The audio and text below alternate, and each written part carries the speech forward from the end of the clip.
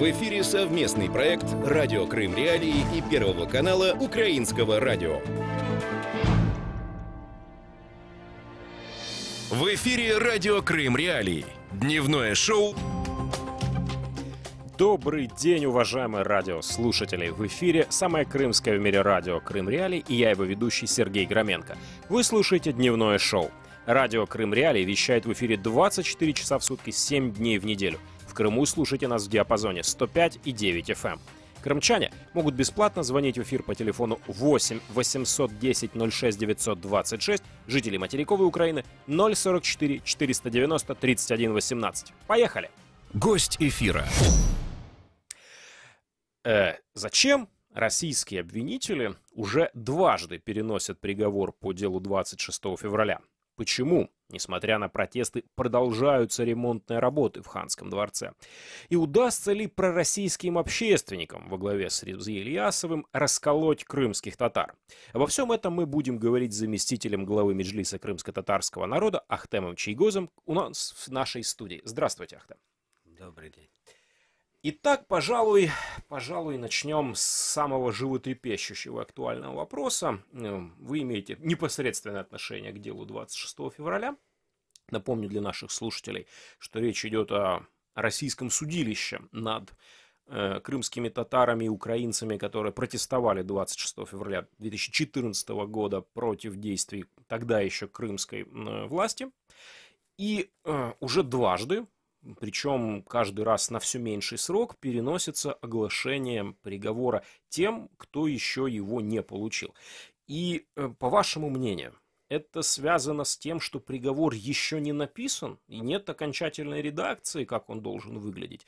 Или приговор написан, но создается какой-то специальный ажиотаж, тянется время, размывается внимание? Как, по вашему мнению, почему это все происходит? Ну, в первую очередь хочу сказать, что на первую часть 26 февраля это действительно процесс, который сейчас, вот это судилище, а мы его воспринимаем как процесс над всеми, не только крымскими татарами, но всеми, кто в тот момент, даже если он не участвовал в митинге, но в каких-то действиях сопротивлялся, да, вот тем событиям.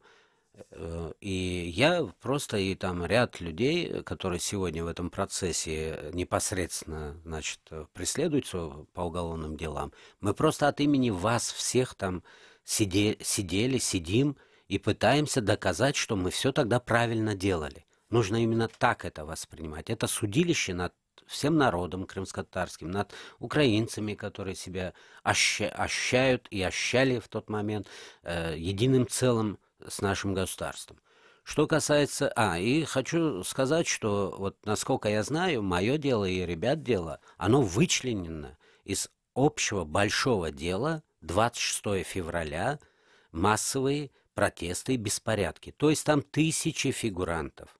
Они это специально так заложили и прощать это не хотят, потому что они, оккупанты, 26 число считают неким таким символическим днем для новой истории как бы Крыма. Поэтому они мстить будут. И наши эти ребята сейчас, вот я там 3 года отсидел, и мне повезло, меня смогли оттуда выдернуть. А ребята, гадать тут бесполезно. Я помню, как по моему процессу гадали, что там дадут, сколько, все свое мнение высказывали, мне это приносили читать. И я все сидел и думал. Самое главное, чтобы все понимали, что там за год-два никто из наших ребят, точно ровно как и я, торговаться не будем. Моя статья была до 10 лет, от 4, минимально 4, у ребят от 3 лет до 8 лет. И когда я с ними еще сидел и разговаривал, мы пришли к выводу, что если мы сидим за народ, то идти на компромиссы и торговаться год-два не будем. Поэтому и вы не считайте, что дадут, сколько дадут. Все, что дадут, или как они там определят, это то бремя от имени народа, которое будут нести ребята. Но я точно знаю, что приговор будет в любом случае. Его, скажем, строгость, да, этого приговора будет определяться не в Симферополе, в Москве. Я знаю точно, при администрации президента России создана спецгруппа. Ее возглавляют на уровне главы администрации президента. И каждое действие прокурора, судьи определяется телефонным звонком. Приговор определен, только впишут срок.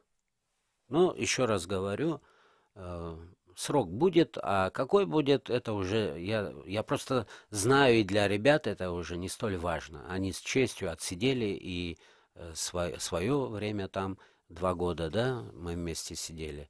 Я думаю, что они готовы ко всему. Это радио Крым Реалии. Наши журналисты провели опрос людей на улицах о Владимире Балухе и Олеге Сенцове. И мы опросили 20 человек, среди них нашелся лишь один, кто не знал об истории этих политических заключенных. И этот вопрос мы задавали, когда Сенцов голодал уже 31 день, Балух 87. И сегодня, 15 июня, это уже 33 дня и 89 соответствующих. Давайте послушаем то, что нашим корреспондентам рассказали на улицах Киева. Крым в центре внимания. Судьба этих людей не оставила равнодушным практически никого. Имена людей, которые находятся на слуху у каждого.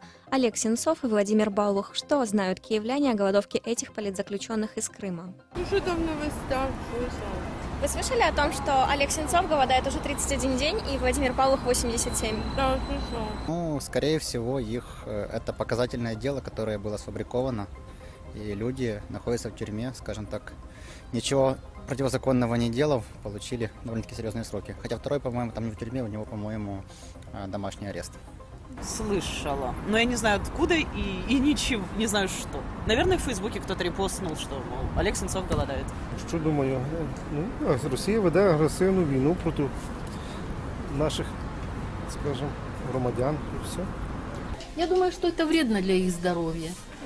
Очень вредно. И поэтому нужно что-то делать. Конечно, слышали. Мы слышали, что он голодает, что он требует, чтобы освободили всех. Потому что от них все зависит. Ви знаєте, я політику не лізу, не дуже цікавлюсь. Ну, дуже шкода, звісно. І мені подобається, що люди якось реагують на це. Це саме основне. Также мы поинтересовались о том, какую помощь можно им оказать. Такие ответы мы услышали.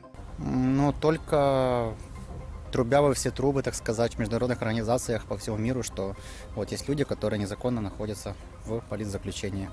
Я думаю, только это если, скажем так, несколько стран зарубежных вместе соберутся и поставят ультиматум той же России, тогда только в таком случае возможно. Один человек навряд ли что-то сделает. Ну, а как? Это только международная общественность, если вмешается. Я так считаю, что мы непосредственно не имеем силы вмешаться. Только международная общественность. На самом деле я об этом не задумывалась, но думаю, что СМИ может каким-то образом помочь, если на это обращать больше внимания. Честно не представляю, в нашей политике вообще не пытаюсь разбираться, потому что она для меня темный лес, слишком грязная. Савченко уже оказывали помощь. Что из этого получилось? Не знаю. Помощь, конечно, надо оказывать. Это я понимаю, потому что его арестовали, собственно, незаконно. Да? Но в то же время я не знаю, какие рычаги надо найти для того, чтобы действительно помощь оказалась действенной. Хіба що підтримувати, світ, щоб підтримував, всі разом, тоді може щось допоможе. Корреспондент Екатерина Снисаренко специально для Крым Реалии. Крым в центре внимания. Возвращаемся в студию радио Крым Реалии к разговору с Ахтамом Чийгозом. И вот, конечно, по результатам такого импровизированного опроса, не претендуем на полную его релевантность, можно сказать, что имена самых главных политзаключенных, конечно, на слуху. Имена фигурантов дел 26 февраля в Киеве, разумеется, будут менее известны. Но на полуострове мы предполагаем, что они тоже известны, по крайней мере, большинству, потому что это относительно недавняя история. Но вот я хочу спросить вот о чем.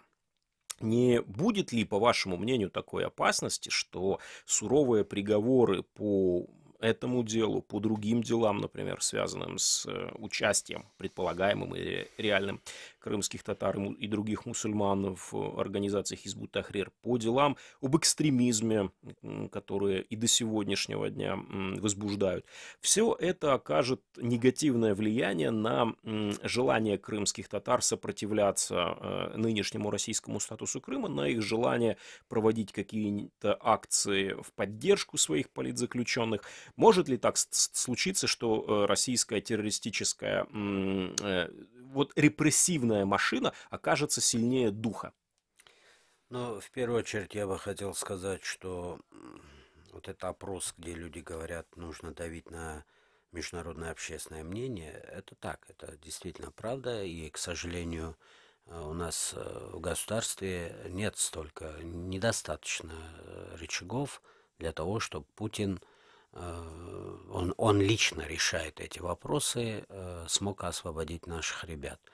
Но в то же время нужно сказать, что вот ребята своими действиями, своей позицией, открытой, частыми выступлениями из залов судов, из тюрем, письма пишут, там, передают через адвокатов записки, сумели внимание власти и журналистов сконцентрировать не на личностях, а на проблему.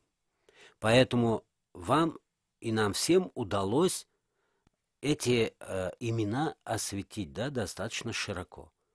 Но теперь второй этап стоит, чтобы международные организации, институции могли еще более жестко стоять на позициях, прижать Путина, принудить его, освободить их.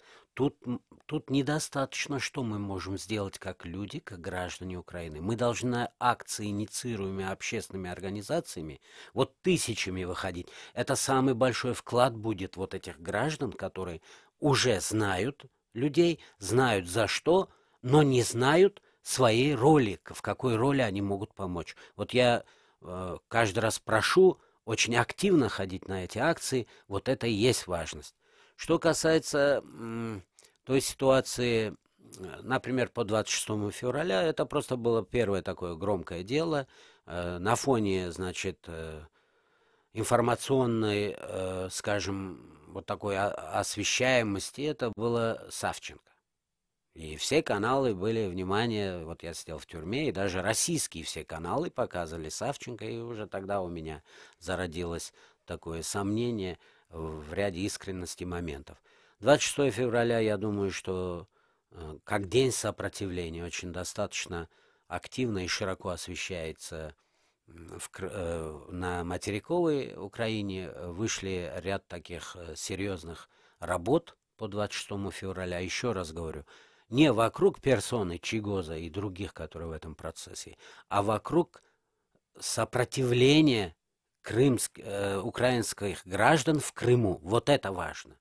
Что касается остальных, которые сейчас наши ребята сидят, ну, тут надо честно сказать, что информационно такого достаточного политического повода маловато. Ну, во-первых, адвокаты, представляющие настолько зажаты в своей публичности и меньше говорят о политических притязаниях этих ребят, которые сидят, политической составляющей. Есть общий такой подход. Незаконно преследуется политически мотивированно.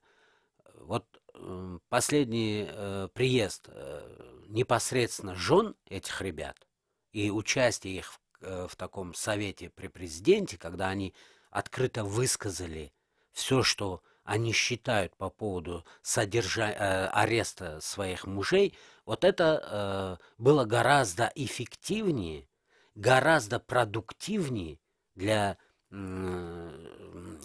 скажем, для политического, да, поля, вот так назовем, чем нежели до этого там пытались представить вот те, которые носят и чаще видят их, это вот я уже подчеркнул, адвокатской компании. Здесь я не прошу думаю, прощения, что это угроза. у нас уже 2 звонка, давайте мы первого слушателя выпустим в эфир. Добрый день, говорите, пожалуйста.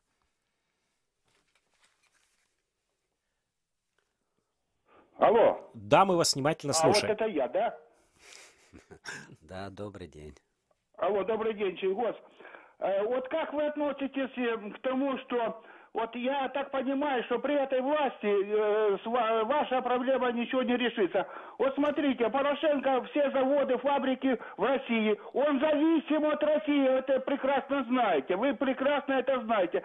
Как с этим президентом можно решать ваши проблемы? А вопрос такой, после того, как он не будет президентом, вы подойдете к нему и что вы ему скажете? Спасибо. Спасибо и вам за вопрос. Итак, что вы скажете президенту Порошенко до того, как он уйдет, и после того? О тех проблемах, которые существуют у нас в государстве, я неплохо информирован был, и даже находясь в тюрьме. И вот, знаете, когда мне ФСБшники приезжали с Москвы и высказывали свою такую жаргонную изжогу на Верховную Раду Украины, где называли наших, что значит недогосударство, когда про президента нашего говорили, что он там, значит, вообще откровенно говорили о ненависти к нему и говорили о нас вообще, о гражданах нашей страны, о нас самих, как людях, которые, второго, третьего, а то и 10-го сорта. Так вот, сегодня у нас есть президент нашей страны. Мы можем говорить о недостатках, мы можем критиковать, и это наше право, но уважение мы проявлять должны. И то, что я ему скажу после того, как он закончит положенное по Конституции ему время управления, это я скажу то, что основные вот такие стратегические направления развития страны, как независимость истинная, не то, что нам рассказывают сейчас в эфире прошлые президенты и всегда ссылаются на какие-то объективные причины, почему наша страна оказалась в такой серьезной, ужасной ситуации, в которой оккупировали часть территории и погибают люди теперь, защищая нашу независимость. Я скажу о том, что декоммунизация, которую предыдущие президенты почему-то ссылались на объективность неготовности общества, а общество и новый президент продемонстрировали, что мы готовы, оказывается. Только не хватало у руководства воли лично у них самих провести эти процессы. То, что я сегодня, как гражданин Украины, свободно, как и миллионы наших граждан, перемещаемся по Европе, что называется, безвизом, да, я думаю, что нужно уметь оценивать и достойно оценивать истинные те заслуги, которые мы вместе с нашим президентом сумели за столь короткие сроки достигнуть. То, что мы войну выиграем и освободим свои территории, тоже не сомневаюсь. А вот что касается, что нам он там сделал, кто-то или не сделал, вы знаете, сегодня изменения в Конституцию Украины по статусу Крыма в принципе уже готовы, и президент с ними ознакомлен, и скоро они окажутся в Верховной Раде. И вот тогда мы посмотрим, кто ж из достойных 450 депутатов, за которых в том числе вы голосовали, кто ж из них наберется, так скажем, совести и, наконец-то, по справедливости 300 голосов, 300 своих мандатов даст на реализацию вот этой справедливости, которую я считаю, что мы, как народ, десятилетиями демонстрировали свою преданность и, скажем, единение с Украиной, с народом Украины. И у нас есть второй звонок. Пожалуйста, добрый день, вы в эфире.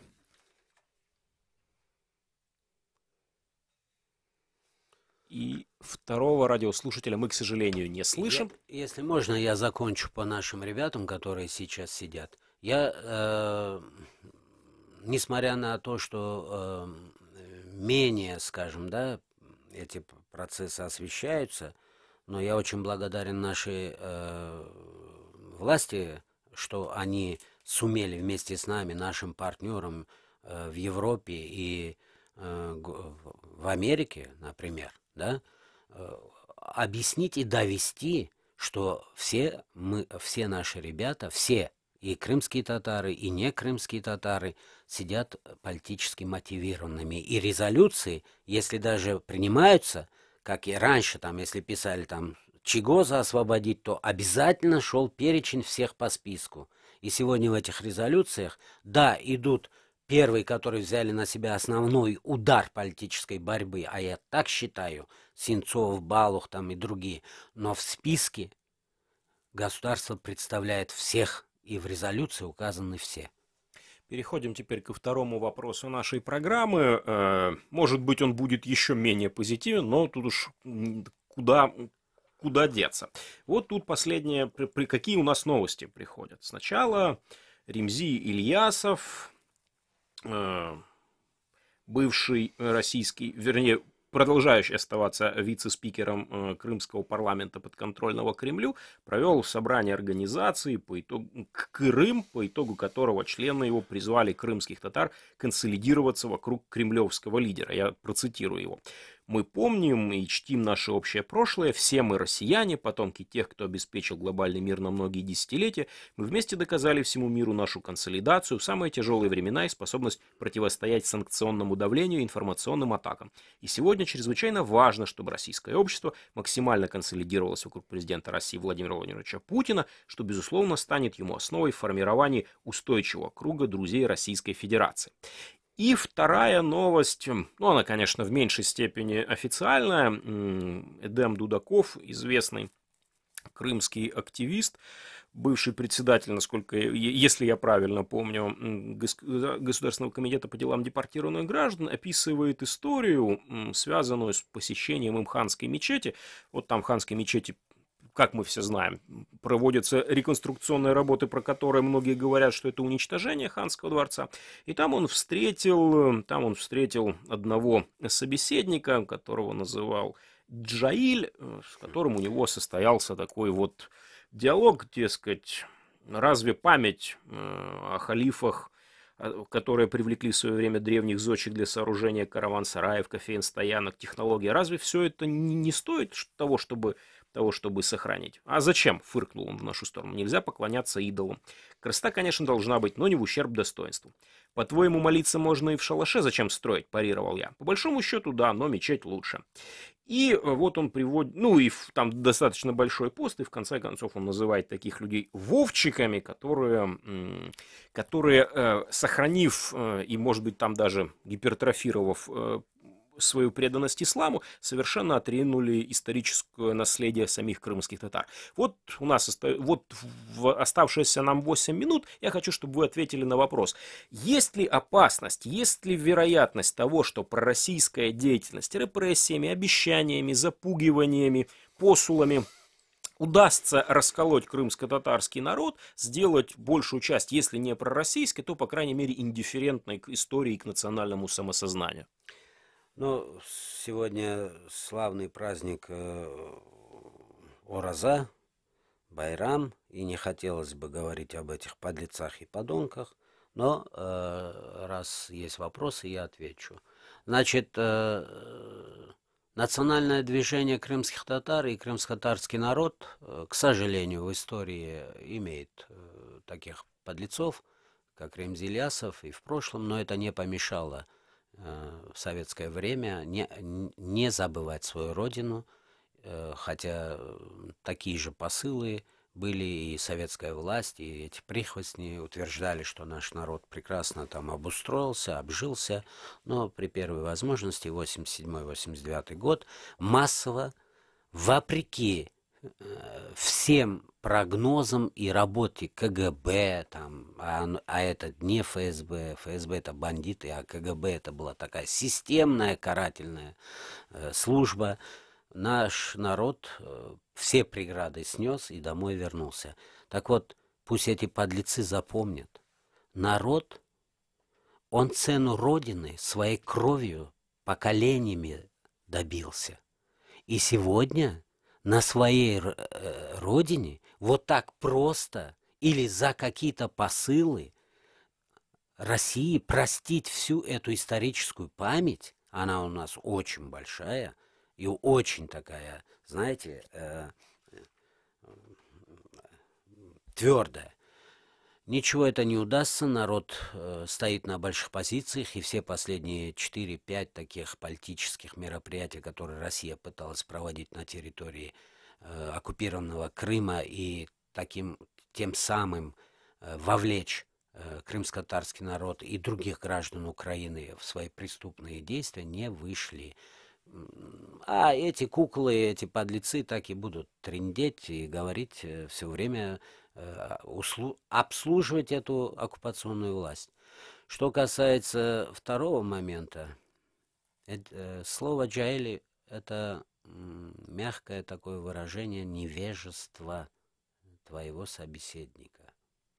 Я бы сказал тут, что собеседник Эдема Дудакова, он не просто не знает или не неуч. Я думаю, что он не воспитан. Я как-то сказал, что мало родиться крымским татарином. Надо заслужить это высокое звание, быть членом своего народа. Так вот, в основе своей большинство крымских татар борется и в плане возвращения к своему государству, и в плане деоккупации Крыма, чтобы прогнать оккупантов. Разные формы сопротивления, но они все больше и больше, скажем, активизируются, и это еще больше вызывает репрессии по отношению к нам. Но и сохранение, и борьба, и чтобы актуализировать проблему уничтожения исторических памятников наших, и в данном случае Хан-Сарай, она все будет больше увеличиваться. Может быть, поэтому сегодня они стали более, скажем так, осторожны, я имею в виду оккупационные власти, но задача стоит уничтожить все, что связано с нашей историей. Я уверен, что мы сумеем этот вандализм остановить, а отдельно взятые люди не будут определять действия всего народа. Ну и последний вопрос, буквально там на 2 минуты. Из Москвы пришло сообщение о том, что некий союз крымско-татарской молодежи пикетировал выставку Антона Наумлюка, фотографическую, посвященную репрессиям в Крыму. Вот, может быть, ставка на молодежь, которую делают российские власти, сыграет. Может быть, те, кто не связан с эпохой борьбы за возвращение из мест депортации, могут пойти на поводу новых российских лозунгов. Или это тоже не так? Нет, конечно. Большинство молодежи сегодня активно выезжает на материковую Украину.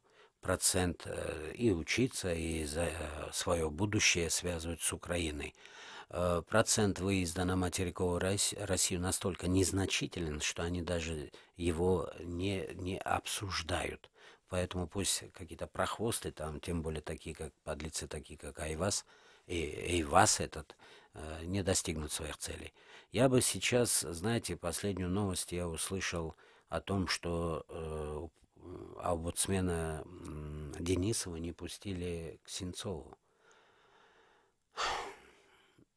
Думаю, что вот сейчас, особенно вот пока идет этот чемпионат мира, нужно сейчас максимально эту информацию расширить и донести вот до тех мировых лидеров, в данном случае европейских, которые не только не пробойкотировали проведение самого чемпионата, но еще там есть информация, что некоторые из них, и в том числе генеральный секретарь ООН, да, Гутерреш, хочет посетить Путина. Может быть, сейчас донести, что столь очень нивелируется роль прав человека, и кощунственно это то, что происходит. Что ж, мы обязательно вернемся к этому разговору позже. Сейчас напомню нашим слушателям, что гостем дневного шоу на радио Крым Реалии был Ахтем Чийгоз, заместитель председателя Меджлиса крымско-татарского народа. У микрофона для вас работал Сергей Громенко. Ни в коем случае не переключайтесь. Самое крымское в мире радио продолжает свой эфир.